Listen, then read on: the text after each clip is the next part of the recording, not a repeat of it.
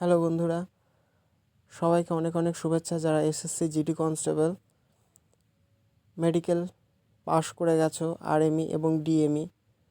তো বলবো এবছরে যারা পাশ করে আছো চাকরি সবারই হবে প্রায় ধরতে গেলে, কারণ আমাদের ওয়েস্ট বেঙ্গলে দুটো পুলিশের রিক্রুটমেন্ট হয়ে গেছে। তো সেখানে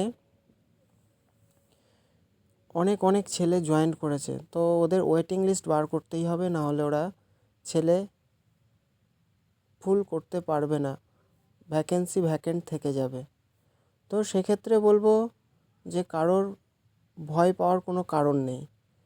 আর আমি যে কথাগুলো বলছি আমার কথাগুলো একটু মন দিয়ে শুনবে।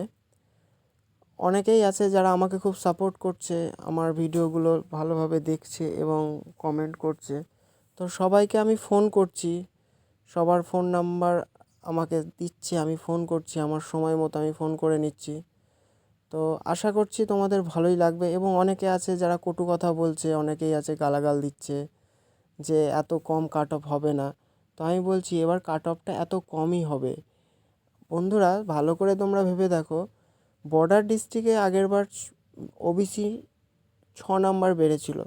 তো ওবিসি 6 নাম্বার বেড়েছিল ঠিক আছে, কিন্তু আগেরবার একটা কোশ্চেনের জন্য একটা মার্কই ছিল এবং আগেরবার কোনো পয়েন্টের ব্যাপার ছিল না, এইবার পয়েন্টের ব্যাপার।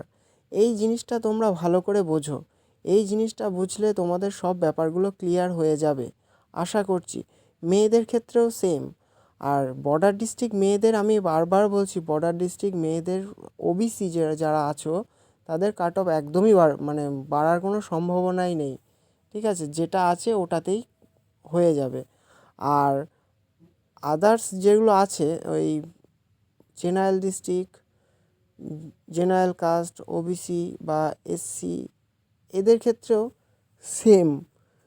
তো পয়েন্টের খেলা, এবার কোনো রকম যে আহামরি নাম্বার বেড়ে যাবে 5-7 নাম্বার, সেসব কিচ্ছু না। জাস্ট যা হবার তো হয়েই গেছে, এবার ওয়েট করো আর নিজের জায়গাটা ঠিক রাখো। প্রথমেই বলবো কেউ উল্টোপাল্টা এমন কিছু করবে না যাতে নিজেদের হাতে পায়ে লাগায়। তারপরে ট্রেনিং করতে গিয়ে ওখানে তোমাদের একটা ট্রিটমেন্ট বলছি, ওখানে তোমাদের একটা চেক আপ হবে, যেটা হাত পা ব্লাড এবং হয়তো চেস্টেরও তোমাদের বুকের আবার ছবি হতে পারে। ঠিক আছে, তো খুব একটা হার্ড হয় না, জাস্ট নর্মালি হয়। তো সেক্ষেত্রে সবাইকেই বলবো সাবধানে থাকো। আর যাদের অনেক অনেক 7-8 নাম্বার আছে তারা তো ইজিলি তাদের হয়ে গেছে, সব ব্যাগ রেডি করে নিতে পারো। আমি একদমই বলে দেবো, এতবার করে আমাকে বলার দরকার নেই দাদা আমার 8 নাম্বার বেশি আছে। তুমি বলছো তোমার 8 নাম্বার বেশি আছে, কিন্তু তোমার পাশের আরেক ভাই, সে হয়তো 3 নাম্বার বেশি আছে বা 3.5 নাম্বার বেশি আছে, সে তোমার ওই 8 নাম্বারের কথা শুনে তার ভয় আরও বেড়ে যাচ্ছে। তো এইভাবে বলো না, ঠিক আছে, যে আরেকজনের ভয় বাড়িয়ে দেওয়া। আর এখানে বলবো যে এই সময়টা দেখবে তোমার পাশের জন্য তোমাকে খুব একটা সাপোর্ট করবে না। তো এখন বেশি বাড়ির থেকে বেরিও না, বাড়ির মধ্যে থেকে যতটা সম্ভব ফ্যামিলিকে টাইম দাও এবং তোমাদের অপেক্ষার অবসান হয়ে গেছে, হয়তো সামনের সপ্তাহে বা তার পরের সপ্তাহে রেজাল্ট তোমাদের দিতে পারে, এরকমই নিউজ আছে। তো সেই জন্যই ভিডিওটা আমার বানানো স্পেশালি। তো আমি আমাকে সাবস্ক্রাইব করছো, আমাকে লাইক করছো, আমাকে অনেক ভালো ভালো কথা বলছো, এটা আমার সাকসেস নয়। আমার সাকসেস ওই দিনই হবে যেদিন আমি যে কাট অফটা বলেছি সেই কাট অফটা যেদিন মিলবে সেদিনই আমার সাকসেস হবে, যে আমি সাকসেস, যে আমার কথাটা আমার অ্যানালাইসিসটা মিলল। তো বন্ধুরা আমার ভিডিওটা এই পর্যন্তই। তবে আমি বলছি, আমি যে অ্যানালাইসিসটা দেখিয়েছি সেটা 100% ঠিক, এটাই হতে চলেছে বর্তমানে। আর এবছরে এসএসসি 3 বছর ডিলে করার জন্য আমি মনে করছি, আশা করি যে ভ্যাকেন্সি ওরা বাড়াবে, কারণ এর আগে তোমরা দেখেছো 55,000 থেকে 58,000 এবং 58,000 থেকে 60,000 এই রকমভাবে ভ্যাকেন্সি বেড়েছে।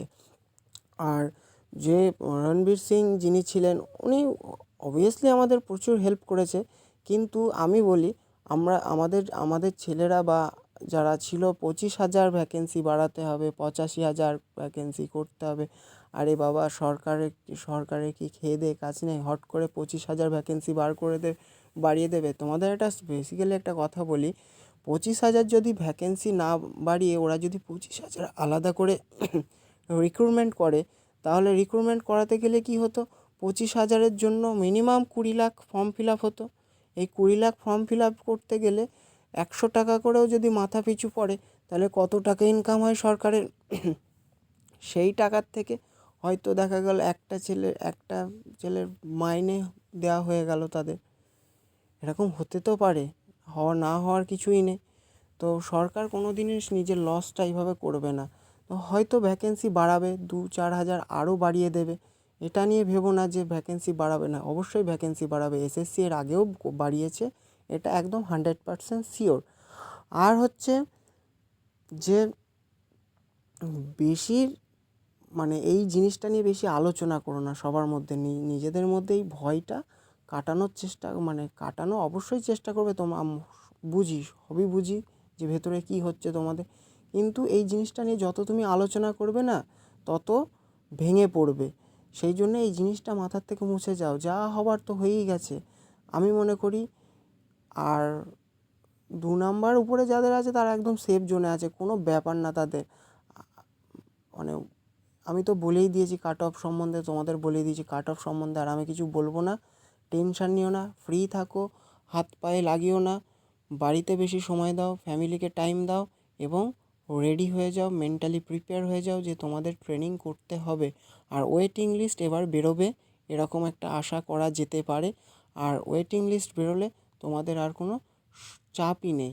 ওয়েটিং লিস্ট যদি বেরোয় তোমাদের সব ছেলে জয়েন করবে। আমার এক বন্ধু ওয়েস্ট বেঙ্গল পুলিশে জব করছে, সে বলছে তার ঘরে 5খানা ছেলে আছে যে SSC GD constable medical fit হয়ে আছে।